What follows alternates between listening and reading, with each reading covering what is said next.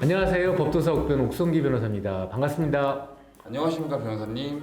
선생님, 최근 일본과 동남아시아에서 널리 사용되고 있는 메신저 프로그램 라인 사태, 즉 일본 정부가 네이버의 라인 지분 매각을 압박하면서 네이버가 곤혹스러운 처지에 있는 이른바 라인 사태에 대해서 답변 부탁드리겠습니다. 우리나라는 정부 24 등 이른바 디지털라이제이션, 즉 각종 데이터 등이 디지털화되어 이를 활용할 수 있는 반면에 일본은 그렇지 않은 상황에서 일본 인구 9,500여만 명이 사용하고 있는 라인 메신저가 최근 2023년 11월 51만 건의 개인정보 유출 사건을 겪게 되었습니다. 일본은 당시 그 개인정보 유출 원인으로 과도한 네이버 의존도를 지목했고, 동시에 라인 야후와 네이버의 자본관계 재검토를 요구했습니다. 여기서 말하는 자본관계 재검토란 그 네이버의 A홀딩스 지분 매각을 의미하는 것으로, 라인 야후는 재발 방지 책을 제출했지만 일본 정부는 오늘 7월 1일까지 추가 개선책을 제출하는 행정 지도를 내렸습니다. 즉, 그 라인 운영사인 그 라인 야후 최대 주주는 지분율 64.5%의 A홀딩스이고, 그 A홀딩스의 주주는 일본 소프트뱅크가 50%, 네이버가 42.25%, 네이버 제이허브가 7.75%로 구성되어 있는데, 그 네이버는 그 네이버 제이허브 지분 100%를 갖고 있어 네이버 측이 사실상 그 A홀딩스 지분 50%를 갖고 있으며, 사실 라인의 옛 최대 주주는 네이버였으나 라인과 그 소프트뱅크의 야후가 2019년 합병을 결의하면서 현재와 같은 주주 구성, 즉 50대 50의 그 상황에서 일본 당국은 최근 네이버의 A홀딩스 지분을 매각하라는 압박을 가하고 있는 것입니다. 선생님, 그렇다면 네이버가 일본 정부 압박에도 라인 포기를 할 수 없는 이유가 무엇인가요? 네이버 입장에서 A홀딩스와 라인 야후는 중요한 관계사입니다. 그 지난해 그 A홀딩스로부터 1,206억 원의 배당금을 수령하는 등 상당한 수익을 벌어들이고 있습니다. 네이버 사업 보고서에 따르면 A홀딩스는 지난해 매출 16조 5,819억 원, 그 영업이익 1조 그 4,004억 원을 거뒀습니다. 그리고 또 둘째, 또 네이버의 라인 프렌즈 캐릭터 사업도 영향을 받을 수가 있습니다.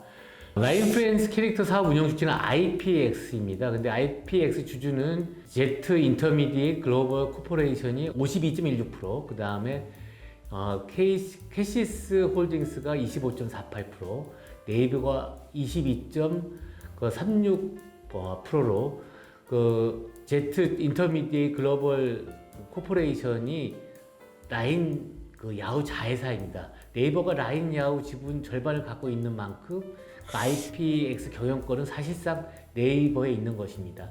실제 김성훈 IPX 대표도 네이버 출신이고요.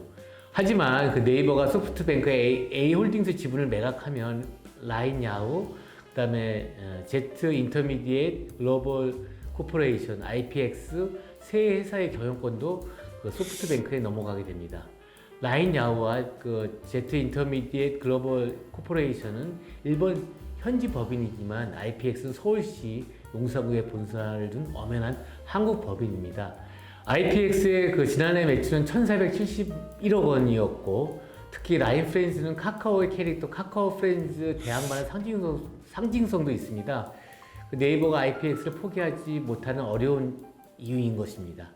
일본 야후 재팬은 그 월간 약 8,400만 명이 이용하는 일본 최대의 포털 사이트이고, 라인 야후의 자회사인 페이페이는 그 일본 QR코드 결제 쉐어 넘버 원으로, 이를 일본 그 총무성의 라인 지분 매각 공고는 그 야후 재팬, 페이페이 등 여러 사업의 지분 매각으로 이어지는 등 네이버로서는 버틸 수밖에 없는 상황입니다. 지금 시점은 그 협상을 할 시기가 아니라 그 상대편에서 무리한 수단을 동원할 때까지 오르세로 버텨야 하는 시기로 판단됩니다.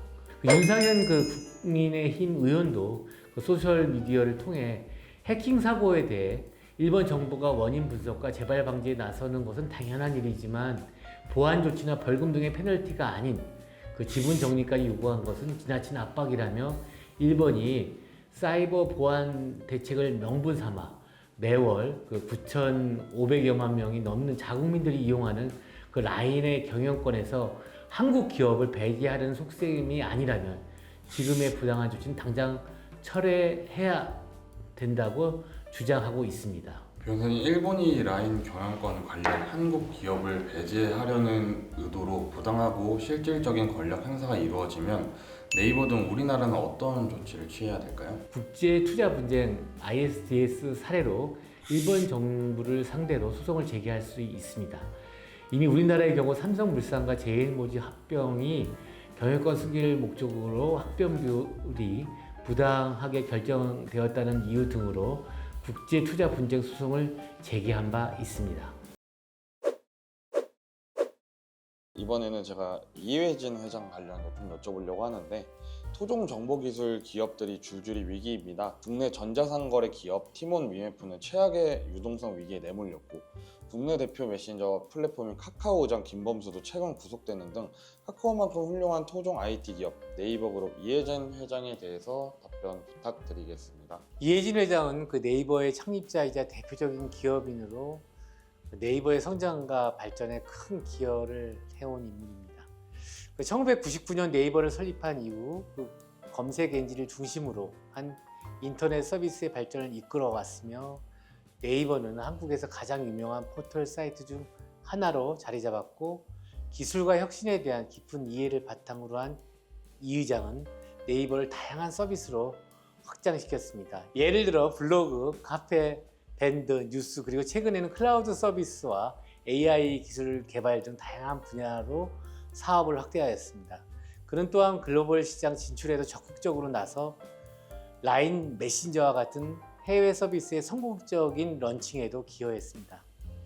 이 회장이 삼성 SDS에 입사해 근무하던 중 당시 그 SDS 고위층에서는 10만인씩의 토속적 분위기로 이름 지으라는 분위기로 가서 고민하던 중 그 서소문 중앙일보 큰 길 건너 그 중국집에서 서클 동기인 김종윤, 그 서클 후배 이세영이 당시 미국의 인터넷 서비스 내비게이터를 기본으로 세 글자로 하라고 했고, 그렇게 해서 정해진 이름이 네이버입니다. 선생님, 네이버 창업자이자 네이버그룹 이회진 회장의 주요 경영 철학에 대해서도 답변 부탁드립니다. 네, 먼저 혁신과 도전입니다. 이해진 회장 끊임없는 혁신과 도전 정신을 강조합니다. 기존의 방식에 안주하지 않고 새로운 아이디어와 기술을 끊임없이 추구하는 것이 중요하다고 믿습니다. 둘째, 사용자 중심입니다. 사용자의 니즈와 경험을 가장 중요하게 여기는 것이 그의 핵심 경영 철학입니다. 사용자 중심의 서비스와 제품 개발을 통해 고객 만족도를 높이고자 합니다. 셋째, 개방과 협력입니다. 폐쇄적인 경영보다는 개방적이고 협력적인 자세를 중요하게 여깁니다. 외부 기관, 기업, 개발자들과의 협력을 통해 시너지를 창출하고자 합니다. 넷째, 장기적 관점입니다. 단기적인 성과보다는 장기적인 관점에서 기업을 경영하는 것이 중요하다고 강조합니다. 지속 가능한 성장을 위해 장기적인 안목을 가지고 투자와 전략을 수립합니다. 다섯째, 기술 중시입니다. 기술 혁신에 대한 집착이 강한 편입니다. 기술 역량 강화와 신기술 개발에 많은 투자와 관심을 기울이고 있습니다. 마지막으로 인재 중시입니다. 그 우수한 인재를 확보하고 육성하는 것이 중요하다고 믿습니다. 직원들의 역량 개발과 자율성을 존중하는 기업 문화를 만들어가고 있습니다. 이처럼 이해진 회장은 혁신, 사용자 중심, 개방과 협력, 장기적 관점, 기술 중시, 인재 중시 등의 경영 철학을 바탕으로 네이버를 지속 성장시켜 왔습니다. 한편 이 회장이 이와 같은 경영 철학에 따라 네이버는 직원들 간의 협업 문화를 촉진하기 위해 다음과 같은 다양한 방안을 실행하고 있습니다. 먼저 오픈 오피스 및 자유로운 좌석 배치입니다. 개방적인 오피스 환경과 자유로운 좌석 배치를 통해 부서 간 교류와 협력을 장려합니다. 이를 통해 직원들 간 자유로운 소통과 협업이 이루어집니다. 둘째, 프로젝트 기반 조직 운영입니다. 프로젝트 단위로 다양한 배경의 직원들이 모여 협업하는 문화를 장려합니다. 이를 통해 부서 간 장벽을 허물고 시너지를 창출할 수 있습니다. 셋째, 사내 커뮤니케이션 채널 활성화입니다. 사내 메신저, 게시판, 온라인, 포럼 등 다양한 소통 채널을 운영하고 있습니다. 이를 통해 직원들 간 정보 공유와 아이디어 교류가 활성화되고 있습니다. 넷째, 협업 중심의 성과 평가 및 보상 체계입니다. 개인의 성과뿐만 아니라 팀 단위의 협업 성과도 중요하게 평가하고 있습니다. 이를 통해 직원들이 협력하여 더 나은 성과를 내도록 동기부여하고 있습니다. 다섯째, 사내 교육 및 워크숍 운영입니다. 효과적인 협업 방법, 의사소통 기술 등을 주제로 한 교육 프로그램을 제공하고 있습니다. 이를 통해 직원들의 협업 역량을 지속적으로 향상시키고 있습니다. 마지막으로 사내 동호회 및 자발적 모임 지원입니다. 직원들의 자발적인 동호회 활동과 프로젝트 모임을 적극 지원하고 있습니다. 이를 통해 직원들 간 유대감을 높이고 자발적인 협력 문화를 형성하고 있습니다.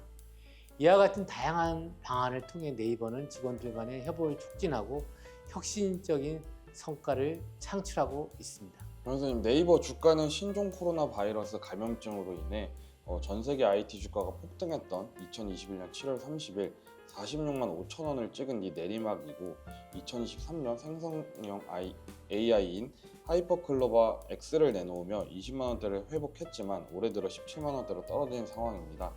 이회진 회장의 리더십 관련 네이버는 지속 성장이 가능할까요? 네이버의 시가총액이 2021년 59조 원 수준에서 올해 들어 29조 원으로 내려앉는 등 경기 침체로 국내 증시 유동성이 크게 줄긴 했지만 아마존, 구글 등 글로벌 빅테크의 투자금이 올리는 것을 감안하면 국내 대표 테크 기업의 부진은 이례적입니다.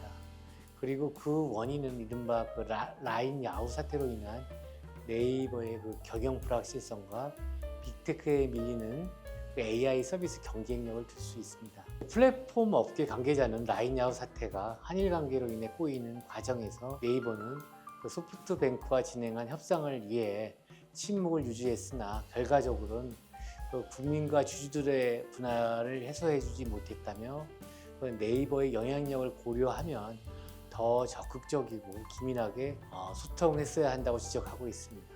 그렇다면 야후라인 사태가 미친 주요한 영향에 대해서 답변 부탁드리겠습니다.